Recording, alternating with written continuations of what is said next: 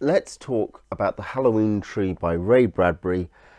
This is a ghost story, horror story, spooky story, weird story, something like that, set on Halloween night.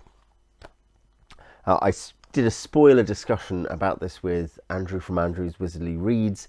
I'll link it in the description. We talked about the October Country and Something Wicked This Way Comes as well. And you can see reviews of those, spoiler-free reviews, elsewhere on the channel. On Halloween night, 8 trick-or-treaters gather at the haunted house by the edge of town ready for adventure. But when something whisks their friend Pip away, only one man can help the boys find him. Join the sinister Carapace Clavicle Mound Shroud as he takes them on an unforgettable journey through space and time, deep into the mysteries of this spookiest of all nights. Can the boys save Pip before it's too late? My copy, which is the American Yearling edition with Joseph Munyaini art, is about 150 pages long. It's very short. You know, it's not big, not small text either. Very good fun.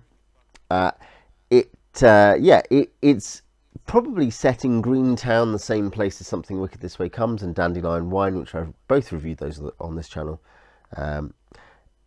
It's another friendship, young boys being friends story by Bradbury. It fits into lots of the things that he's into. Halloween as well. Something Wicked This Way Comes both has the Halloween, the Greentown, and actually third, the boys' friendship.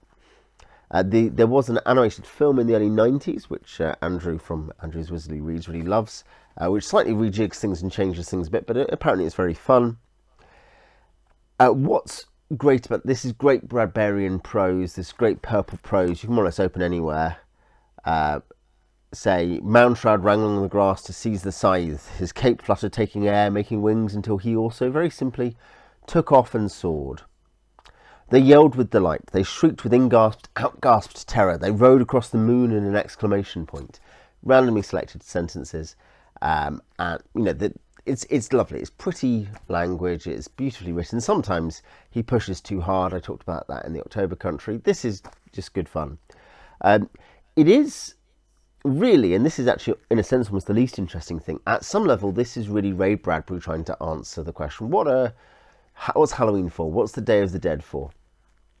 What are all these festivals of darkness, light, death, rebirth, etc. all about? Where do they come from? How do they fit into human history? So he's got a really high meta-level thing, which he's a thinker, he's a thoughtful author. He asks these questions, these kinds of questions, and talks about them in many books and stories. Something Wicked This Way Comes, certainly, to do with aging, family, purpose, identity. Dandelion Wine, obviously, a lot about growing up there. He's very interested in these big existential themes, and here he's trying to, you know, almost philosophically answer some of that. That is not the most interesting thing, though some of it is interesting. But what this allows, this is the excuse for a romp through space and time to explore the history of these festivals and ideas and rituals. With the boys going with Clavicle Mound Shroud and trying to find out where their friend Pip is. They must rescue their friend Pip. And so, you know, there's a purpose. The plot is there, and the stuff you get to see. You know, you see, as I say, all through history, you see stuff about the Mexican festivals. You see stuff about ancient British traditions and ancient Egyptian traditions, and so on and so forth. Yeah, that's just very entertaining. It's beautifully written. It's quite short. It's very pacey. It doesn't overstay its welcome at all. The only small criticisms, if you want to put it that way, you know, it's not an amazing classic book. It's just very fun. But one, you know, certainly if you're not into the slightly heavy-handed, ooh, this is the meaning of these things, then you may not like it as much. I can live with it, even if it's not always my favourite. The other thing is that there are essentially 2 or 3 characters. There's Clavicle Mound Shroud, this weird supernatural guy, obviously in some way supernatural, who lives on the edge of town. There is Tom Skelton, the leader of the boys. Actually, he's not. Pipkin is, but Tom Skelton, who wants to find Pipkin and is the boy who represents the boys. And he's not a particularly deep character. You know, he just represents, oh, we want to go and help our friend. Clavicle Mound Shroud's an interestingly ambiguous figure. It has a sort of jolly character about him as well as a sinister character.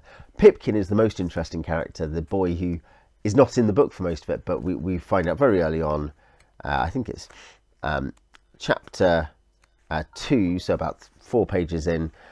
Joe Pipkin was the greatest boy who ever lived, the grandest boy who ever fell out of a tree and laughed at the joke, the finest boy who ever raced around the track winning and then seeing his friends a mile back somewhere, stumbled and fell, waited for them to catch up and joined, breast and breast, breaking the winner's tape. The jolliest boy who ever hunted out all the haunted houses in town, which are hard to find, and came back to report on them and take all the kids to ramble through the basements and scramble up the ivy outside bricks and shout down the chimneys and make water off the roofs, hooting and chimpanzee dancing and ape bellowing. Yeah, it's fun. He is a character who's well described and who we care about. We're invested in. The stakes matter, that's it. The characters aren't a strong point, but there's enough there. The plot is sufficient. The message is enjoyably communicated, and the things that you get to talk about and see are beautifully described and realised, and some of them are slightly eerie, some of them are thought-provoking. I think it's not a bad way to spend a day or two. It really is a quick read, just enjoying the autumnal season and thinking about it. Anyway, if you have read the Halloween Tree, tell me what you think in the comments, and I'll see you next time.